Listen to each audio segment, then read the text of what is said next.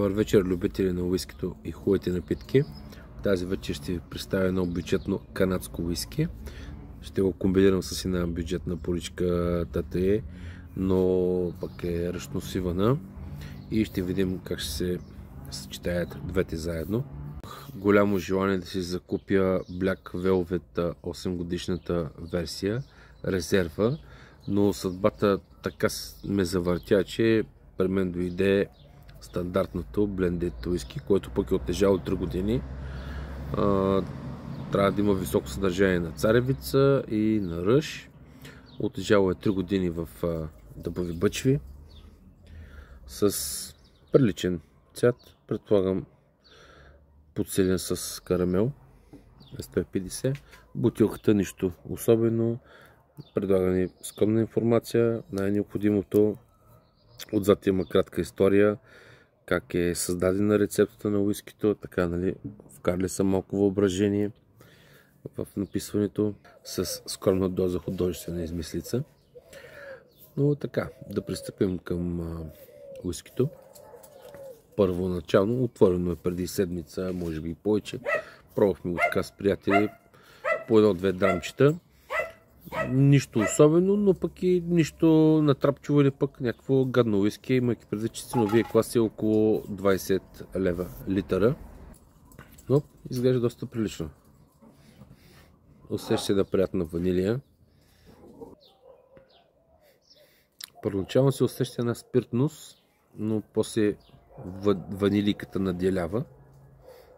Усеща се лек карамел.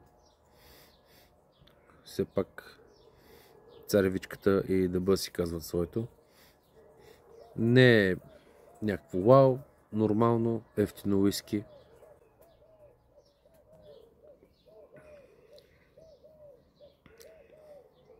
На вкус е добре. Една сладниково се усеща в началото и после вече преминава в лека пикантност. Предполагам от съдържанието на ръж в дестилата, но така или иначе никъде не е упоменато какво е съотношението от царевица, ръж и какво още има. Опита се да намеря в мрежата малко повече информация, но така или иначе не успях да намеря нищо по-съществено. За първ път пробвам канадско уиски. Не съм очарован, но не съм и разочарован. Все пак говорим за много ефтино питие. На тази цена съм пил доста по-лоши, но съм пил и по-добри или близки до това. Приятно, интересно питие. Това е, което мога да кажа на този етап.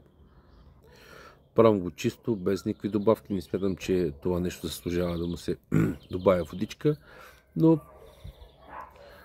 нищо особено и същевременно и не е лошо. Нормално за цената си питие. Поръчката също добре се съчетаха. Бюджетна уиски с бюджетна пура. Доста добре върви с хубава пепел. Не пада пилата. Доста прилична поръчка за цената си. Поръчката според мен е по-добра от Casa de Garcia, но пък вече на пазара се предлагат доста добри бюджетни пури, тъй че вече има едно доста добро разнообразие и човек може да пробва. Също се отнася и за уиските. Беше ми доста любопитно да пробвам канадско уиски. Пробва го, не съм разочарован. Смятам по-нататък да си поръчам и 8 годишната версия, тъй като това, както споменах, вече е 3 години отлежало. Мисля, че ще е по-зле, но ми хареса, честно казано, за 20 лева на промоция, иначе около 25 лева литъра. Не е някакво гадно уиски.